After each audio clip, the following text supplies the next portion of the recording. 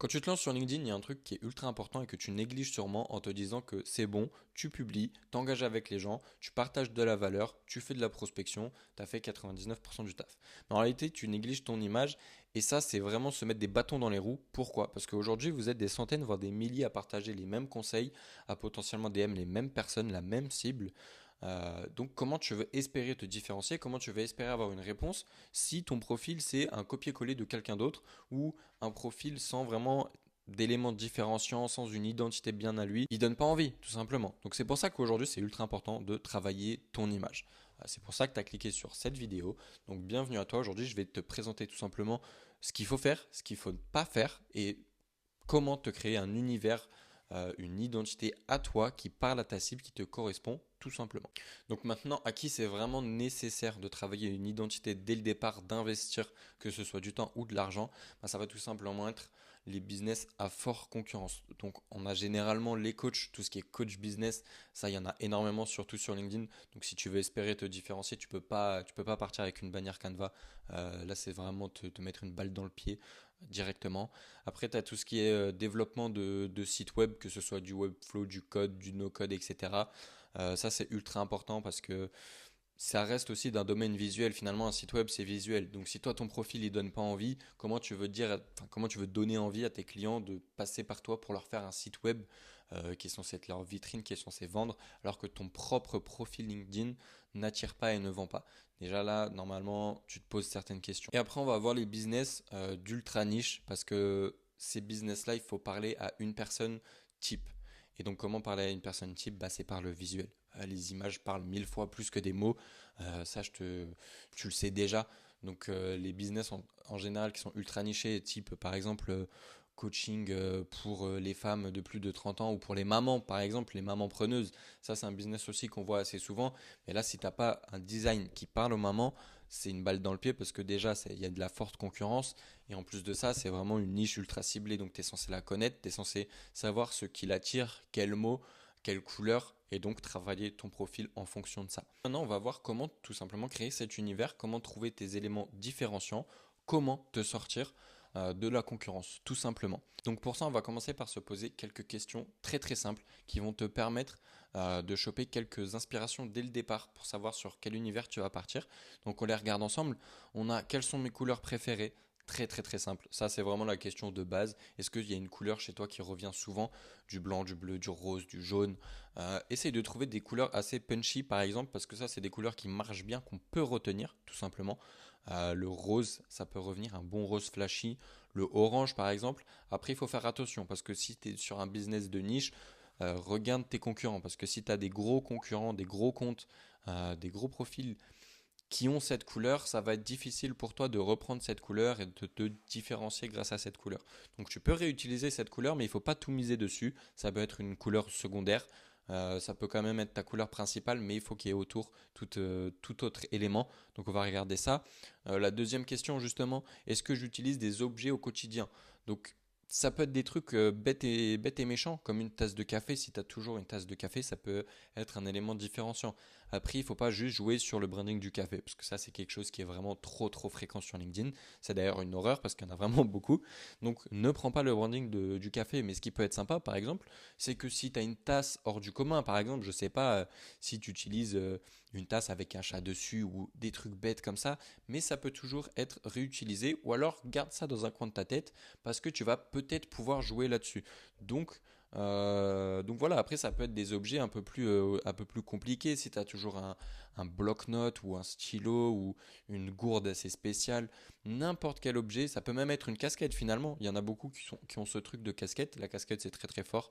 Moi-même j'en utilise une assez fréquemment. Je ne l'ai pas mise entièrement sur mon branding, mais je sais qu'on me fait souvent la réflexion, donc je la garde quand même. Euh, mais ça, pareil, c'est un branding qui est assez simple finalement. Tu mets une casquette. Le truc, c'est que vous êtes beaucoup maintenant à mettre des casquettes. Euh, donc ça peut être utile, mais il faut vraiment que la casquette, elle ait vraiment un truc spécial, une couleur spéciale ou un logo dessus ou quelque chose comme ça, histoire qu'on puisse vraiment la retenir. Ensuite, troisième question, mes inspirations graphiques.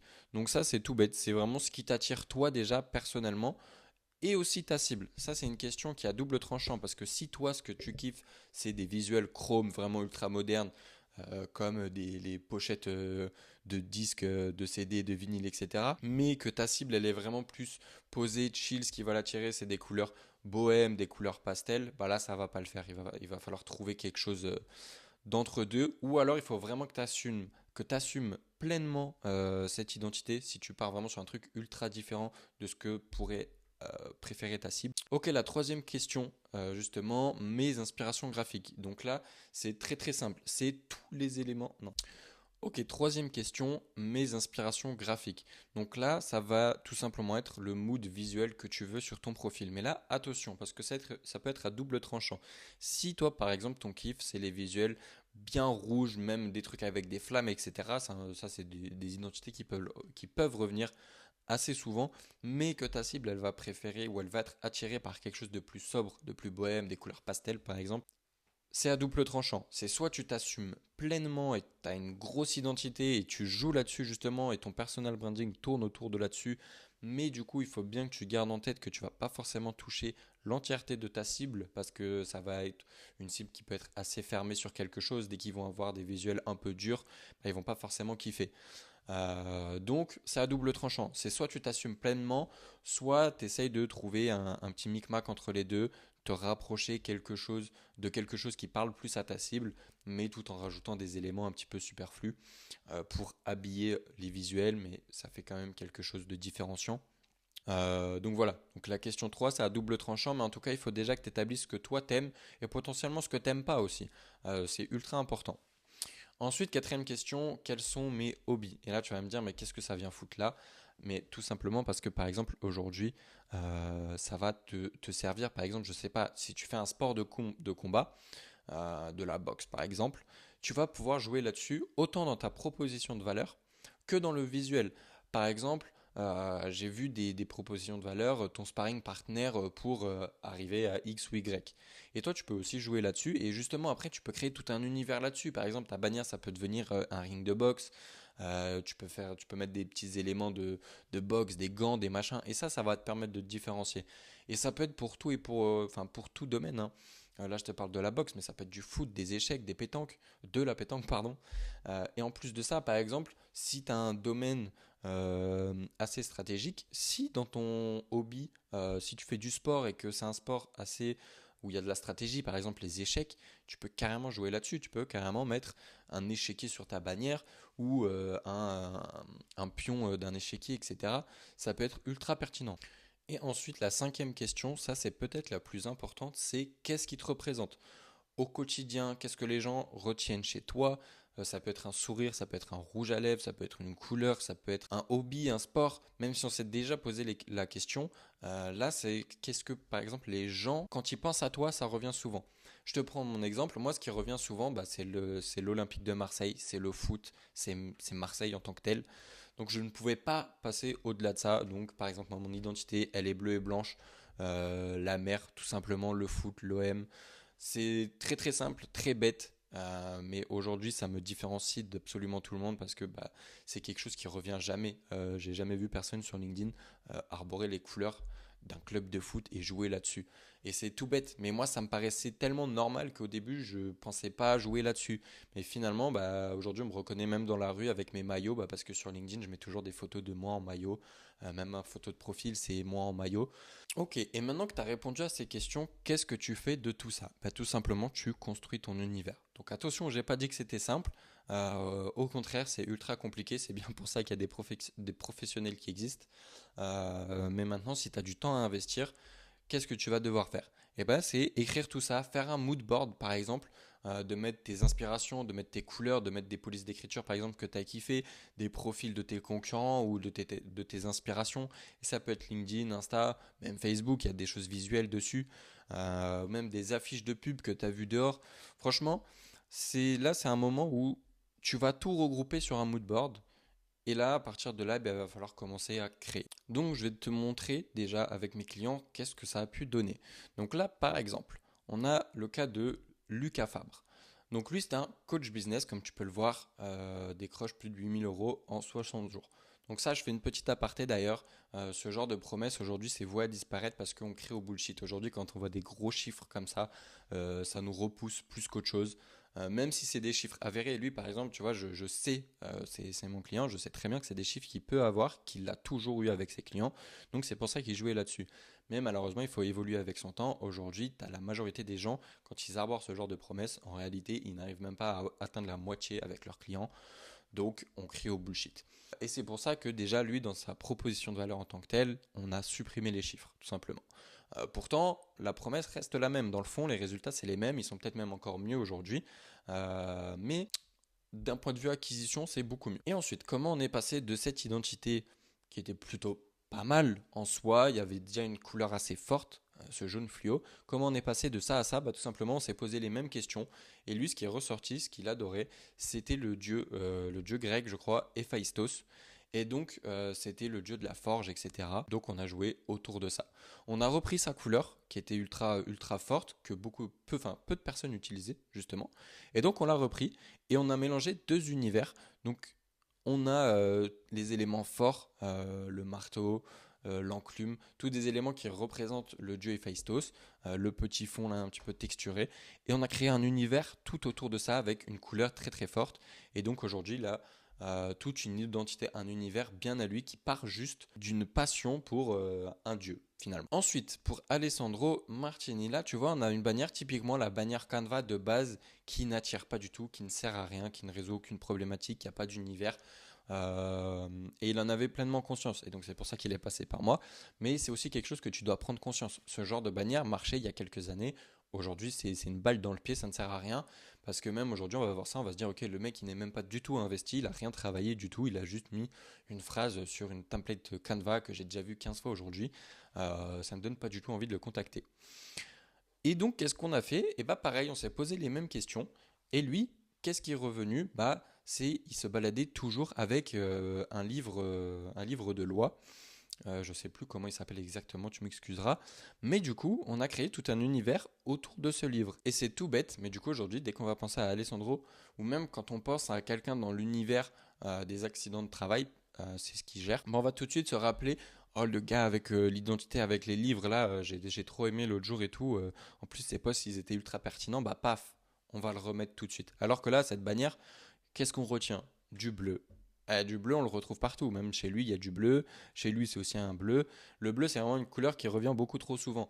Donc, pareil, si tu veux du bleu, il faut vraiment que ce soit différenciant. Là, tu vois, on retrouve quand même le bleu, mais c'est sur une identité en tant que telle, avec des livres, avec un monde bien à lui.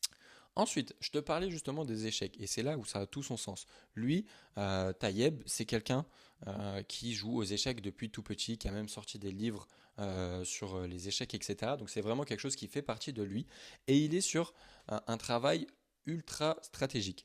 Donc ça avait tout son sens. Donc on est pareil, on est passé d'une bannière, certes, qui peut faire effet, parce que bah, on a la proposition de valeur, on a de la preuve sociale, on a le call to action, on a en soi tout ce qu'il faut, mais il n'y a pas d'univers.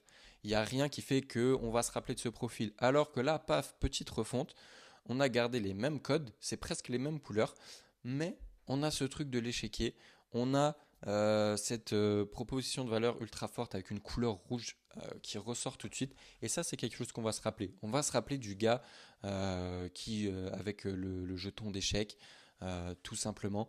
Dès qu'on va penser à ce domaine-là, bon ça c'est un domaine qui m'est pas trop familier, donc je vais pas trop en parler, mais sa cible, elle va pouvoir l'identifier grâce à cet échiquier. Ensuite, je me prends en exemple, forcément, parce que c'est pareil. Alors moi, mon identité, elle est ultra simple. Pour te dire, je pense même que je vais la retravailler parce qu'elle est vraiment trop simple. Et pour autant, elle marche extrêmement bien. Pourquoi? Justement parce qu'elle est simple. Et on a cette cohérence entre moi, ma personne, fan de l'Olympique de Marseille, toujours en maillot, et mes couleurs, qui reprennent exactement les couleurs de mes maillots à chaque fois, ce bleu, ce blanc. Euh, et ça revient toujours. Et tu vois, c'est pareil, je me suis juste posé ces questions de qu'est-ce qui me représente, quelle est ma couleur préférée, le bleu, qu'est-ce qui me représente, l'Olympique de Marseille, quelles sont mes passions, le foot, l'OM, Marseille. Tu vois, c'est tout un univers, ça revient à chaque fois, je ne pouvais pas faire autrement. Et là, on a un cas qui est très très très intéressant. C'est le cas de Capucine. Parce qu'elle, elle a une double bannière. Donc au-delà de devoir se différencier par l'identité, elle doit mettre en avant deux projets. Et ça, c'est quelque chose que je vois revenir plus souvent. Peut-être que c'est ton cas. Donc justement, ça peut être intéressant. Donc là, tu vois, on a une bannière qui semble plutôt correcte. on a du rose, une couleur assez forte, une couleur qu'on peut identifier. En plus de ça, en bannière, elle a un chapeau qu'on retrouve dans son prénom. Donc elle, son univers, il est plus ou moins créé. Mais le problème, c'est que ça manque de clarté. Là, tu vois, on a Social Manager et Expert Malte. Et là, on a J'optimise ton profil Malte, 15 indépendants accompagnés. Et là, on a Je gère tes réseaux, supprime ta charge mondiale, etc.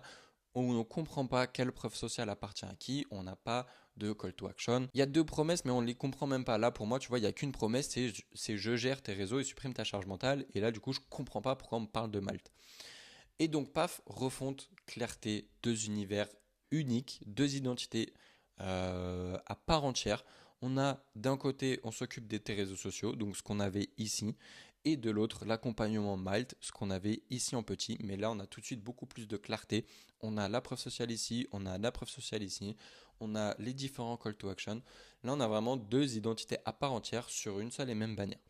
Donc ça, je te le conseille uniquement si tu as vraiment deux projets ultra importants à tes yeux, ultra importants sur LinkedIn, et surtout si tu gères les logiciels de création.